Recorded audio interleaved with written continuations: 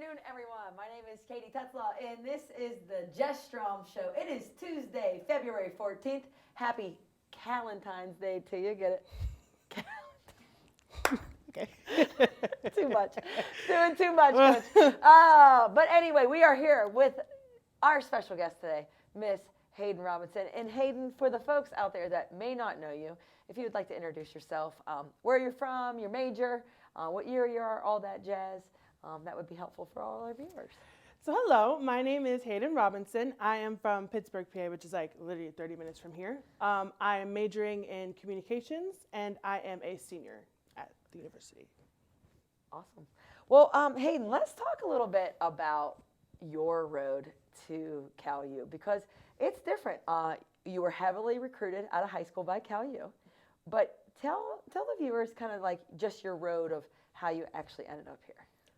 So I really thought I wanted to play basketball my senior year. I told Coach Jess, I was like, Coach Jess, I promise this is what I want to do. I'm going to play basketball. No one's going to deter me.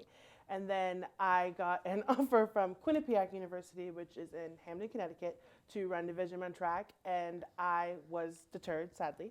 But I went there for 3 years, and I got tired of track and field. So I reached out to Coach Jess again. I was like, so do you hate me not enough to let me play on the team? And she was like, oh, God, of course, come on down. So I put myself in the portal that day, and now here I am. Yeah. Well, I believe, it's just crazy to me how this road went, because, again, we spent so much time recruiting you in high school and your family, obviously a basketball family.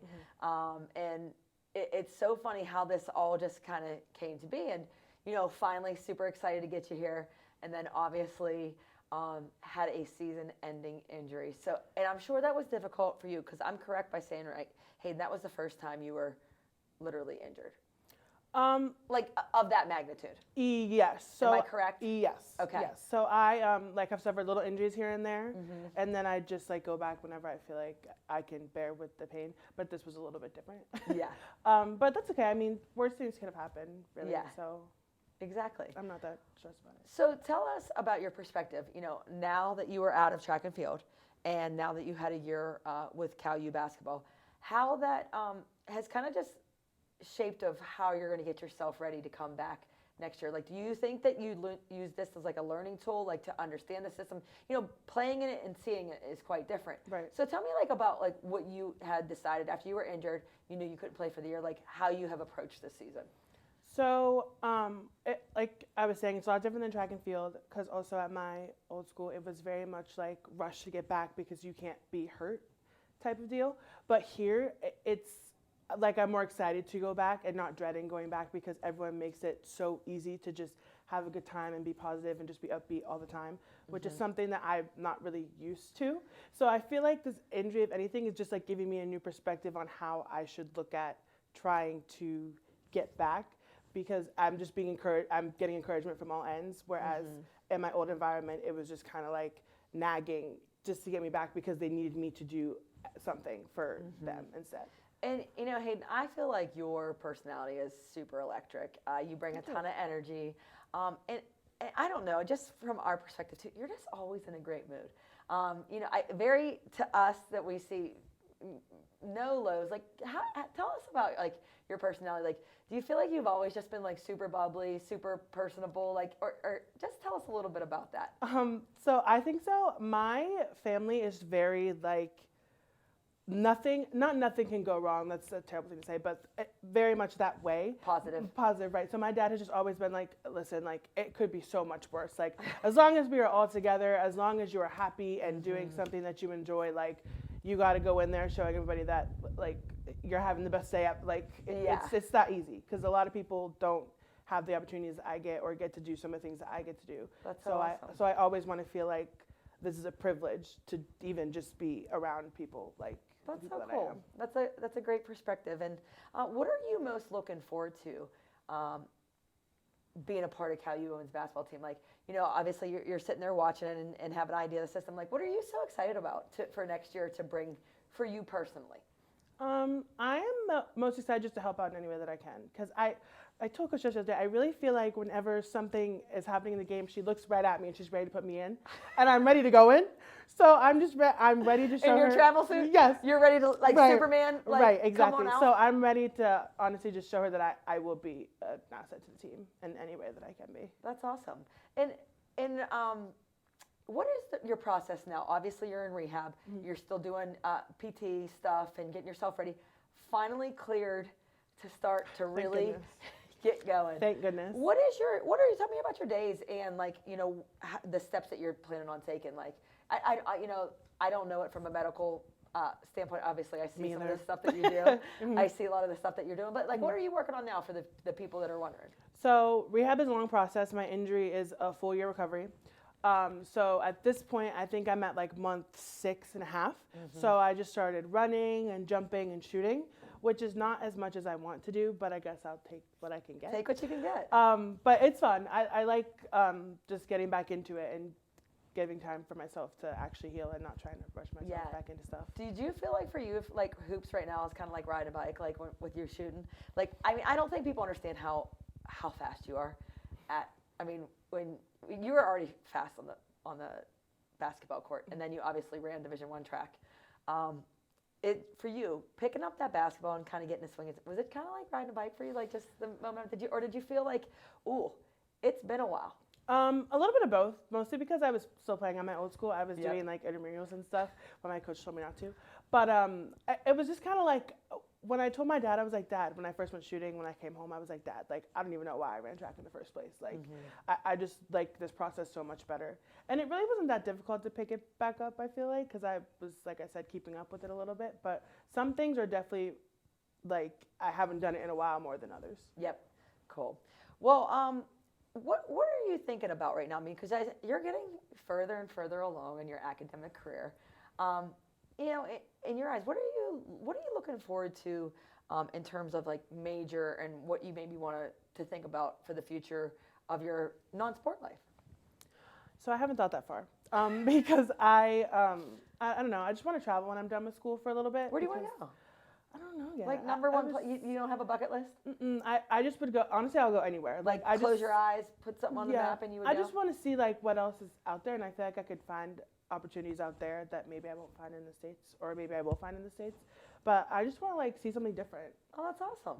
I didn't even know that was a huge part of. I mean, I know that you like to go places and see things, but I didn't know that like traveling was going to be your go-to. I mean, I haven't really gotten to since I like have done a sport all my life. I don't really get to like go places outside of like for tournaments and stuff. So I just want to see what's out there besides like going to like a track or something. Or, like, Well, I mean, if you think about that though, your AAU life and your track life, same with all basketball players. I mean, really a lot of sacrifice to play the sport that you like is sacrificing family vacations, sacrificing going places. So there are a lot of times I think that basketball players really do miss out on getting to see places, but I mean, there's always time for it afterwards. I agreed. So that's why I'm not too pressed to like go anywhere right now. I feel like on my bucket list is Greece. Like you can't think of anything like Italy. Yeah, or probably Germany. Italy or I really want to go to Spain. Oh, would love. Yes. I really think I would like it there, but that's the only place that I have really like on my mind. That's awesome. Fantastic. Well, that's it. You heard it from Hayden Robinson, our very special guest. We are so excited to have her back in full swing with Cal Youth basketball, but we are so proud of what you're bringing to the table now, obviously, with your energy and your effort and getting so close with the players. So we always appreciate that. And we will be right back, folks, with Jess Strom.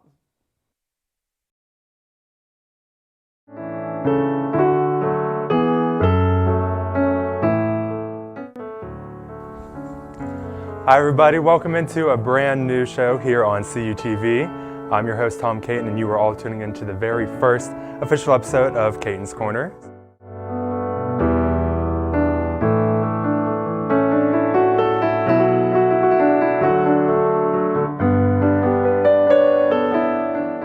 Bye everybody, bye everybody, bye everybody.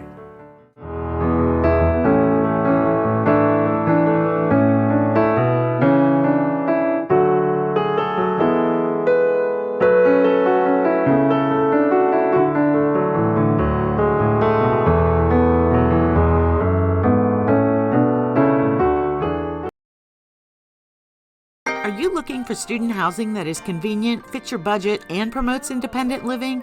Look no further than Penn West California's Upper Campus student community at Vulcan Village. At Vulcan Village, you have 3 spacious floor plans to choose from, all with guaranteed private bedrooms and many with private bathrooms. Our community provides you fantastic amenities such as a 24/7 fitness center, convenience store, sand volleyball, and saltwater swimming pool. All apartments are fully furnished and have full kitchens and laundry. Utilities, internet, parking, recreation, and events all included. We provide you an all-inclusive experience that can't be beat. Schedule a tour and learn more today at vulcanvillage.com. Live here, live well. Welcome back to the Jess Strom Show. Here she is, ladies and gentlemen. Jess Strom. Here I am. Busy week. Yep. A lot going on for the Vulcans recently. Had a lot of games in a short amount of time, and it is a fight in the PSAC West, in the PSAC East, anywhere in the PSAC, there's fights. Yeah. I mean, obviously fights for standings. And, you know, I feel like it's been a while since we had a show, so where do we want to start? Slippery Rock? Sure. Last Monday? Is that what it was? Yeah, last Monday. Feels So like it was ages one ago. of those 3 games in a week. 3-game week. Finally got to be at home. I feel like it's been hit or miss. I don't know why I feel like we haven't been home, but we have been. Yeah.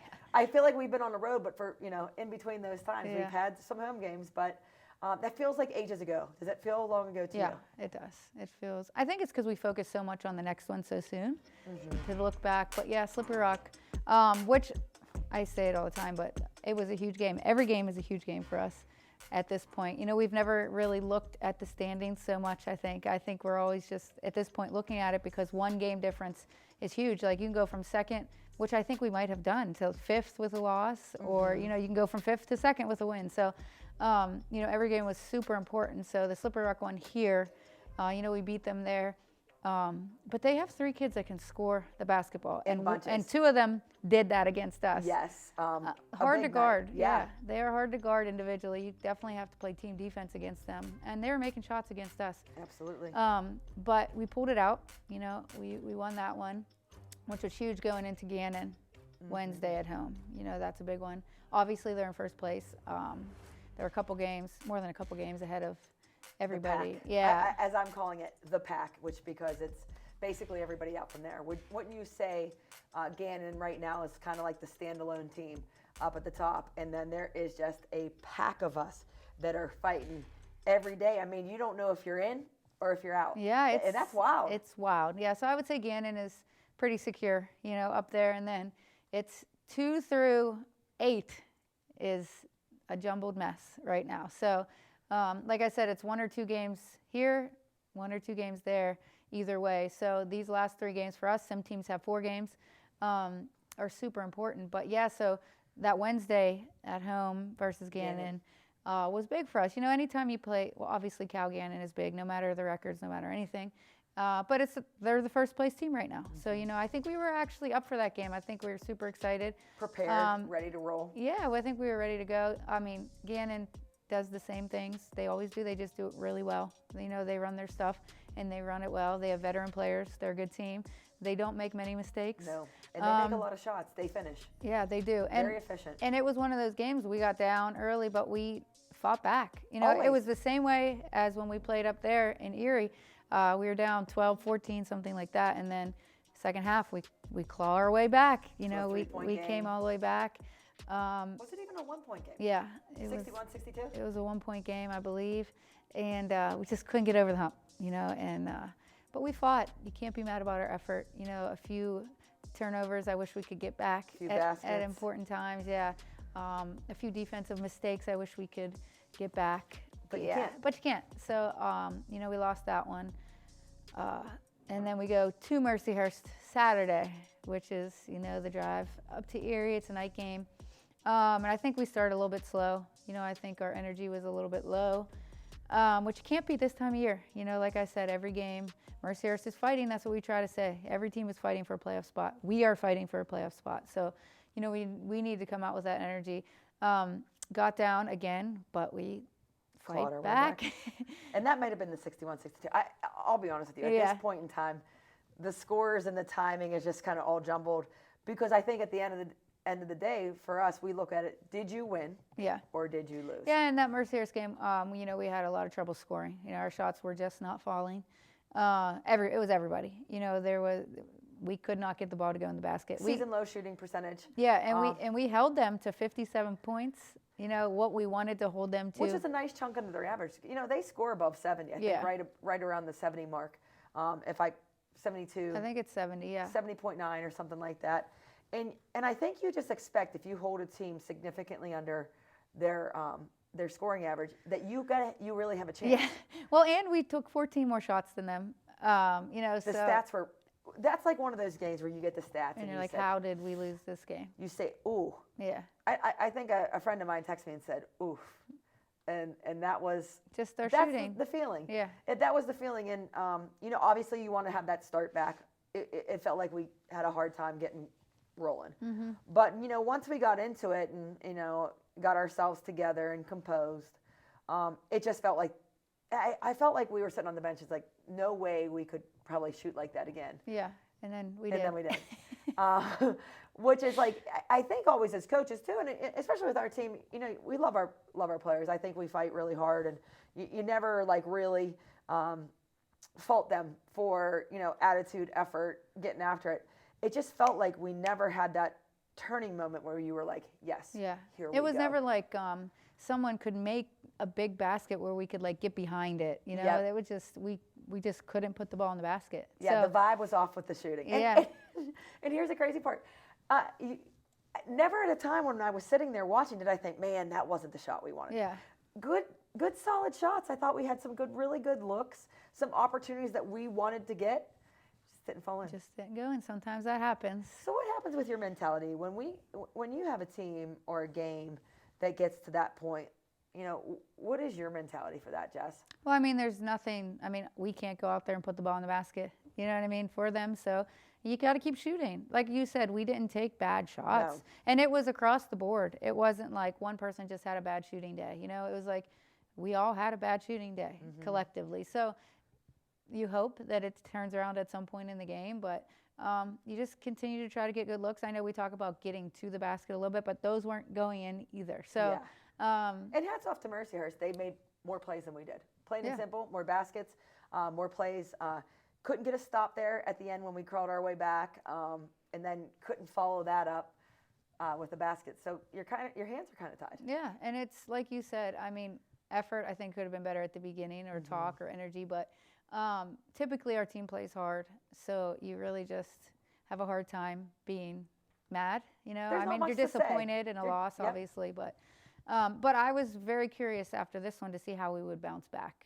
You know, how we would come back after that. We were off Sunday, you know, no practice. 2 in a row is tough. Yeah. It makes you feel some kind of way. Yeah.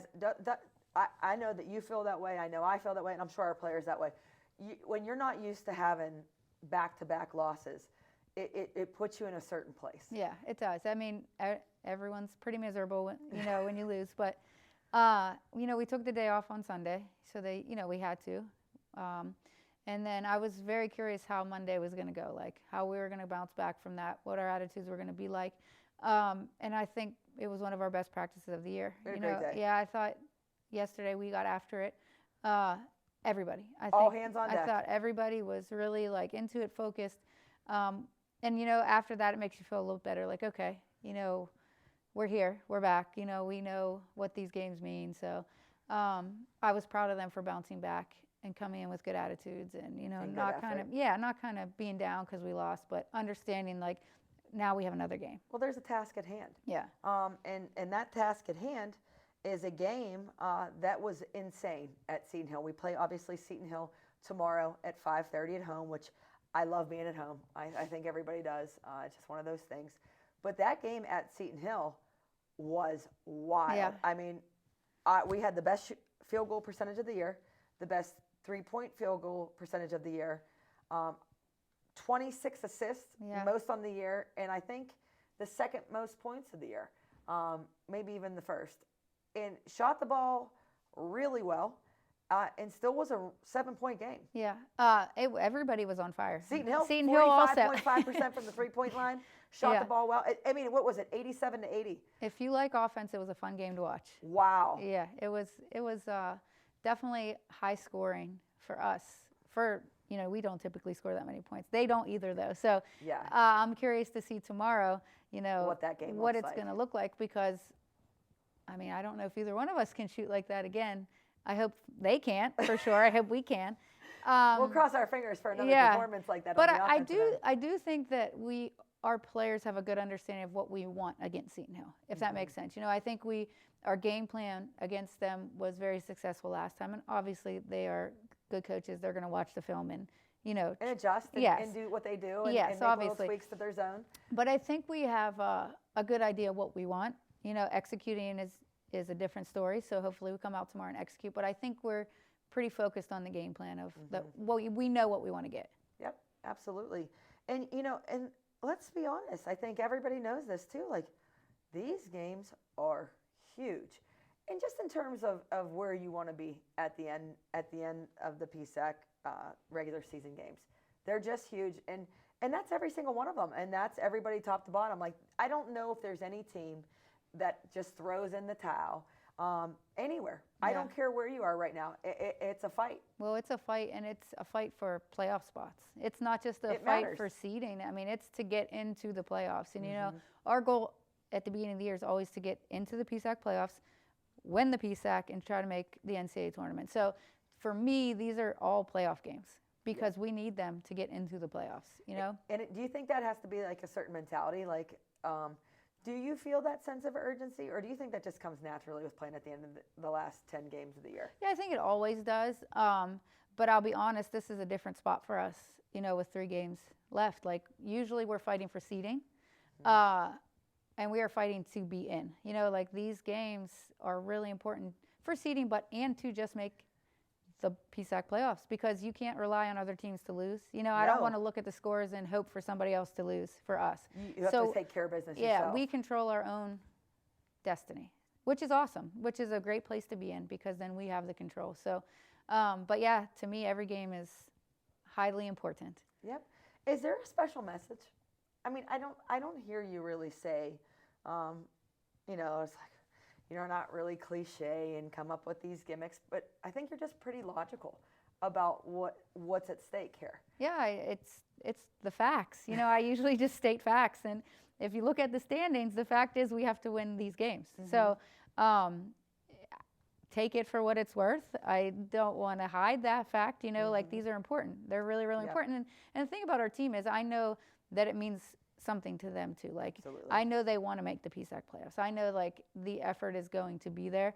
So, like, I'm sure that our kids are also looking at the standings. I know after games they're looking at who won and who lost in the PSAC. So I know that they're already locked. Yeah, I know They're they're locked. already looking the same way we are. Well, and we've never felt that about our players. I mean, I can't remember a time ever since I've been here at Cal U where I've come in and, no one's paying attention to film and no one's giving their effort at practice. Like, it just doesn't happen.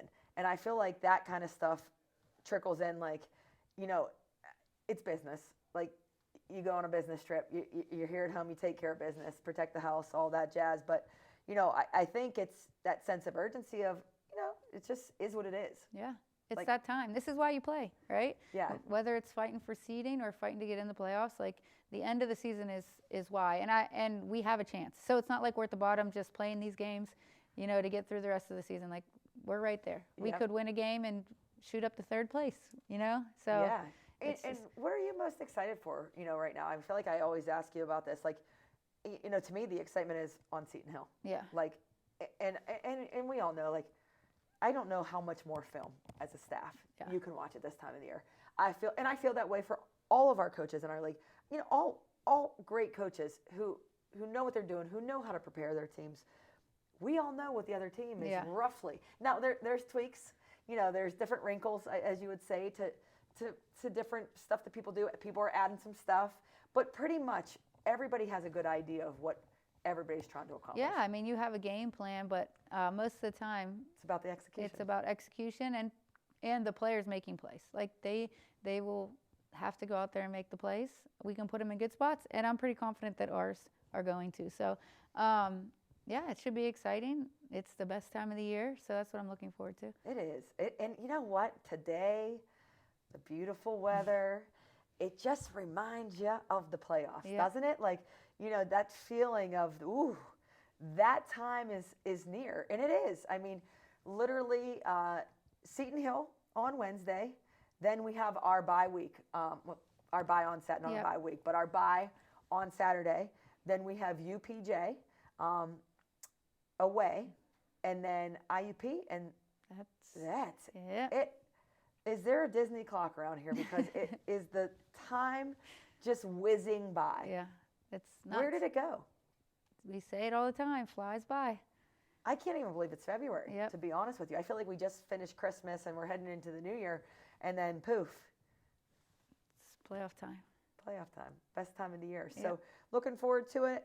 You know, folks, follow along with us as we begin our tail end of our PSAC journey. Obviously, 5:30 at home. Would love to see you as you support CalU. And then we have UPJ away on Saturday. And then, I'm sorry, we have UPJ away on Wednesday. We are off that next Saturday. And then IUP.